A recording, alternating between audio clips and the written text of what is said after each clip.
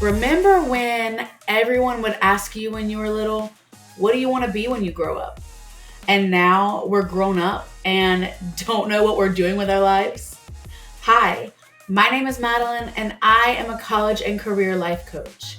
I help high school students, college students, and other young adults navigate the confusion that is life after graduation. Whether it's choosing your first career path or changing to a new career path, I am here to help you figure out what it is that you are doing with your life. So, welcome, get comfortable, and let's hang out together.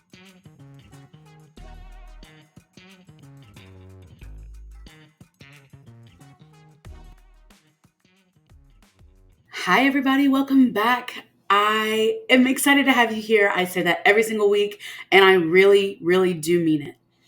This week, we're doing something a little bit different. I have felt inspired to talk about my own career path, the one that I was on before I became an entrepreneur and a college and career coach. For those of you who may not know me very well, I was an x-ray tech and I quit my job as an x-ray tech to, start my own business and pursue this entrepreneurship life. From my experience of going to school for x-ray and being an x-ray tech, it just seems like not a whole lot of people are super aware of what that career entails and, what we do on a daily basis. I feel like most people think x-ray techs are just for taking pictures of broken bones. And while that is a big part of our job, there are lots of other things that we do as well. So I'm going to answer a few questions today for those who may be interested in the x-ray field. And I'm going to start with, what is x-ray? What is the schooling like? And what is the job like? So let's get into it. When I decided to become an x-ray tech and to enroll into x-ray school, I actually knew absolutely nothing about it, which is crazy. I just kind of I had been a patient before. I was like, medical imaging seems cool. Why not? And I had signed up for the program and enrolled before I had even shadowed or done any research. So was that a smart decision on my part? Probably not, but it worked out because radiology is a huge field with lots of opportunities for career growth and development. And I got really lucky. And plus, I liked it anyway. So, yeah, I lucked out for real. So, what is x ray though? One may think it's lots of broken bones and that we just take x rays of people's body parts all day. And, that's halfway true. There are other parts of the body, though, that you can x-ray. It's not just bones. A lot of times we do chest x-rays to look at the heart and lungs. That is probably the biggest, most common thing that you will do as an x-ray tech is doing a chest x-ray, especially in the hospital. And especially with COVID, we were doing tons of those. So yes, we look at broken bones, but I would say that's a good portion of the work, but the majority of the work is looking at things that aren't bones, things that are organs in your body, soft tissue, stuff like that. I don't want to go too deep into it for those of you who may not understand some of the medical language and all that because it can be confusing. So yes, you can take x-rays of things other than bones. You can see soft tissue. Depending on what body part it is, you can see internal organs. So x-ray is used for a wide variety of things, not just for bones. Basically, the way the x-ray job works is you use your equipment to position the patient in whatever the routine positioning requires. And you take a variety of pictures of the same body part because essentially they like to see more than one view. So you're kind of being the eyes of medicine for the doctors that are trying to treat and diagnose these patients that are coming in with a variety of injuries or illnesses. So I think that's a good little overview. I'm going to get more into what you actually do when I talk about what the job is like. So let's move on to our next question. What is the schooling like? For schooling, it is an associate's degree. Technically, you can get by with just a certificate program, but I would not recommend that. I would recommend getting your degree. Like I said, it's just an associate's, it's a 2-year program. It's going to make you more marketable as an employee. It's going to give you the opportunity to easily build more education on top of that if you want to go into different parts of radiology. And overall, I just feel like those programs give you more experience, more hands on experience, more opportunity to learn and grow as a tech. That's not to say that certificate programs aren't good or beneficial, but I do feel like the associate's degree is the best way to go, especially if you're looking to grow and develop your career over time. The schooling was like pretty hard. I'm not even going to lie, because it's kind of like nursing school, which I've never been through nursing school, but all of my friends in school were nursing students and we shared a lot of the same struggles. It's a good amount of class time. We didn't have classes every single day. We would have clinical some days and class the other days. So I was doing things 5 days a week, but it was not the same thing every day. So that was cool that we could switch it up and that we could do different things every day. So maybe one day I would have a procedures class and a lab afterwards. You do simulation lab. You have to learn the procedures in the lab before you can check them off in clinical. So you also do lab demos where you have to demonstrate your knowledge of those positions and exams to your teacher. You partner up with your classmates and they're your patients, you're each other's patients, and you go through the whole patient care process, patient information verification process, all of the things. I don't want to make it too complicated because there are some things you won't understand until you get there. But yeah, you do all of it on a weekly basis in class, in lab, in clinical. So it really does solidify that information for you, because I remember when I first started school, I was terrified. Why was I terrified to ask somebody their name and birthday?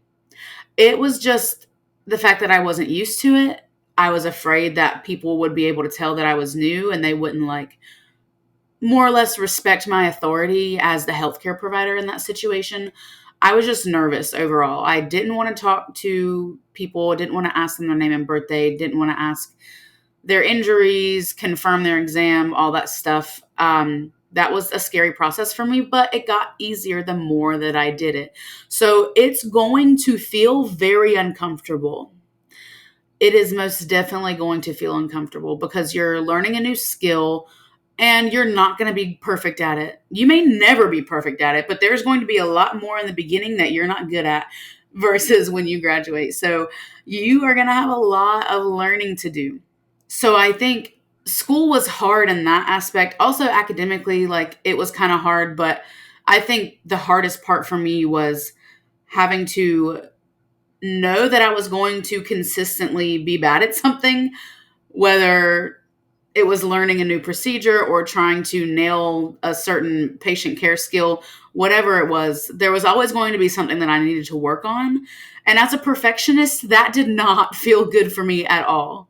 So I think that was the hardest part about school for me. And you just have to keep in mind, and this goes for any program in the medical field because you're probably going to face this wherever you go. Don't take it personal. Your teachers are there to help you perfect your craft. You're perfecting a skill set that you essentially signed up to learn. So you're not going to be perfect at it, especially not in the beginning. There's always ways someone can improve. So don't take it personal. They're just trying to equip you with the skills that it takes to be a good x-ray tech or a good nurse or a good lab tech, whatever the case is for you. So yeah, Not taking it personally was my biggest struggle. So you go through your 2 years of school. Every program's a little bit different. So I'm just really speaking based off of what I know from my own program. It's 2 years long. You do your clinicals, and at the end of the program, you take your final exam, which pretty much prepares you for your registry. It is a national registry that everybody in the country has to take. So you're going to take that. I'm in the state of North Carolina, which is one of the few states that does not require x-ray techs to have a license. So we did not have to take state boards, thankfully. If you are in a state that requires the x-ray techs to have a license, then you will have to also take state boards on top of your registry. There are also some states, I believe, that make you take a separate exam for a certain type of procedure just to, display your competency in the equipment and the procedures and the protocols, stuff like that. Obviously, North Carolina is not one of those states, so I don't have a lot of experience to speak on that. But just know that you need to look up your state or country requirements to know what is expected of you upon graduation. And your teachers are going to tell you that too, right? Because that's their job to get you prepared. So I wouldn't worry too much about it. Just know that you are going to have a series of tests that you may possibly have to take in order to become a functioning technologist. So, like I said, for the state of North Carolina, all we had was the National Registry. So I graduated. You cannot take the registry until you are confirmed as graduated. So we actually got approved for graduation before the actual ceremony date. So I was able to sign up for my registry the day before I graduated and take it. I passed it. I was able to, put it behind me so that I could enjoy my graduation. And then I had a graduation trip after. So I didn't have to worry about studying. Everything was fresh in my brain because I had just taken my final exam for school. So I think the closer that you can take it to your graduation date is better because all of that stuff is fresh in your brain. And yeah, I just feel like you don't have to extend the process out further. Like once you take your registry, you're good. I think they don't make you retake it until 10 years after. So, and even then, I don't think it counts against you. I think it's just for you to see what you need to brush up on. So yeah, I would just recommend getting it over with. So I took my registry, I graduated, I had applied for jobs. It was actually at the clinical site that I was at in my last semester. I applied for a job there, secured a job. So I had passed my registry, secured myself a job before graduation. I had absolutely nothing to worry about going forward except for starting my new job. So I love the way that I set that up for myself so that I could have a little period of true relaxation after graduation. I could celebrate my graduation without this lingering feeling that I had something else to worry about. So that's how graduation and the transition into the workforce looked like for me. So yeah, just to summarize real quick, the school is 2 years, you graduate, you take your registry, possibly state boards, possibly something else that your state requires if they require it. So yeah, you do a lot of studying in that time. In that 2 year span, you do lots of studying. So developing good studying habits definitely would be my recommendation. So what is the job like? Again, many people think that the only thing that x-ray techs do is take pictures of broken bones. And yeah, it's a whole lot more than that. So for nursing, a lot of people go through the same nursing school and then decide to like specialize essentially. Like you'll have pediatric nurses, you'll have labor and delivery nurses, you'll have ER nurses, ICU nurses, whatever, med surge, and all the units vary hospital to hospital. So I'll leave it at that. But you have so many like different ways that you can go after nursing school to like really specialize and learn a specific type of nursing skills for that unit. With x-ray, Because I guess X-ray is such a smaller field, like we don't have as many X-ray techs as we do nurses. There are less people to do the job, right? So we all rotate areas. And the bigger the hospital, the more you can stick to like one type of X-ray. Like we have a level 1 trauma center here in Charlotte. So we did clinical there, and you would have some techs that were designated for the ER, designated for the OR, and then some techs would just switch between all of the areas. But I ended up working at a slightly smaller hospital where we covered all of it. So we would have rotations. You would have someone in the actual X-ray department that's responsible for bringing the patients down that need to come down for an exam, that are admitted patients in the hospital. They're also responsible for doing walk-in X-rays, outpatient X-rays, people that just are coming in to have an exam done and then leave. So that is one area of like actually working in the department. You have another area where somebody is on portable X-rays, where they are walking throughout the hospital doing all of the X-rays that can't come down to the department because either A, they're not in good enough health to be transported, or B, it's just an X-ray that we can do portably and it's easier that way for all of us. So you have somebody doing portable X-rays. Then you have somebody doing X-rays in the emergency room. You have your own little X-ray room over there in the emergency department, and you are doing either portables or bringing your ER patients back to your little ER room and doing their X-rays that way. So we have someone doing both portables and stuff in the X-ray room there. Then you have the operating room, the OR, and depending on the surgery, some surgeons use X-ray techs through their surgery, like for the repair of broken bones. If people are getting plates and screws and joints replaced and stuff like that, if that's happening, then there's more than likely an X-ray tech there to take images of that body part throughout the surgery so that the surgeon can visually see that they are doing the right thing, making the right repairs, that everything looks good. And yeah, it's an essential part of that surgery. And that's, something that I never knew about before entering X-ray school. And I loved being in the OR. It was really, really cool.